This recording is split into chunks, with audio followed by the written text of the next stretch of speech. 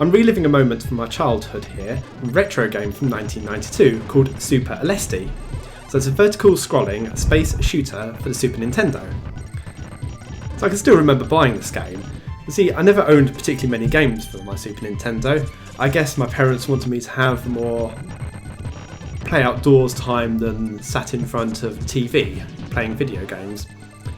So I finally persuaded my parents to buy me a new game, but they would never pay for one of the £30 brand new games. All they would let me have was a cheap game, this £20 game. And I found Super Aleste and thought, hey, why not? Let's give it a go. You see, back in the early 90s and 80s, games were very expensive. And taking inflation into account, a brand new game was about £70. Compared to nowadays, it's about £45. Plus the games are fancier, and they last longer. So, yeah, we were ripped off quite badly back in the early days of video gaming.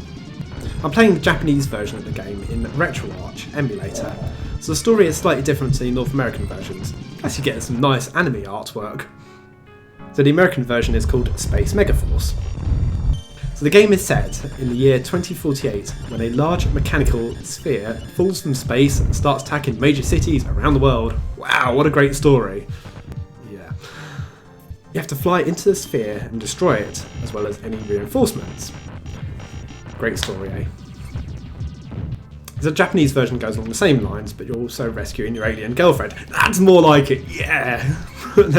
Hence the anime artwork of that girl who didn't really look that alien-like.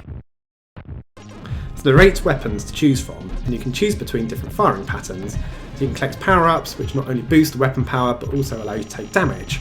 So there's no one-hit deaths in this game. And the controller is nice and responsive, so the challenge lies in actually beating the game, not having to deal with any unfair handicaps. There are 12 levels in the game and 11 bosses. The background changes in each level and you get a different selection of enemies.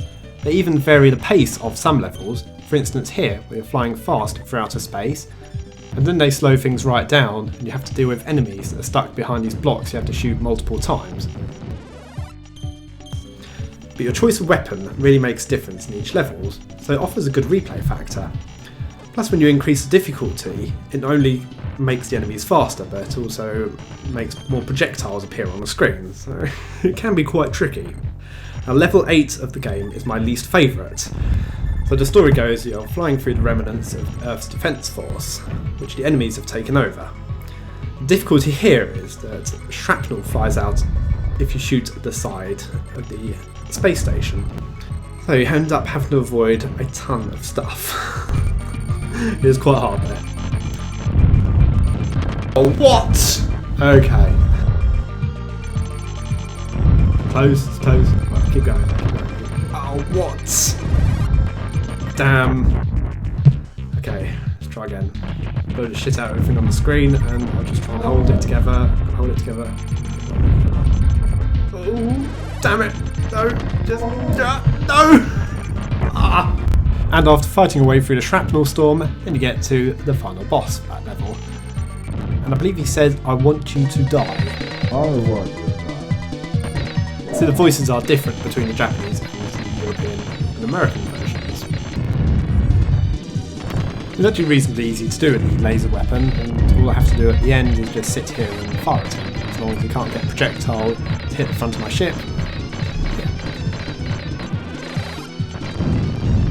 So the graphics are pretty good for the time, particularly on the bosses, where some of them have got like the morphing effect, and even like the colorizing effect here, where it like changes on the last boss. So that's actually a pretty good effect, considering the era we're talking about here in 1992. The game is pretty well animated, and you get a real feel for there being some sort of actual fantasy world here that's almost believable in the game. Although I will concede that compared to nowadays, it is not very good at all. This is the last part of the final boss, and I've kind of made it a lot easier here because I had loads of bombs left over, so I just blew it up a lot quicker that way and avoided a lot of his projectiles.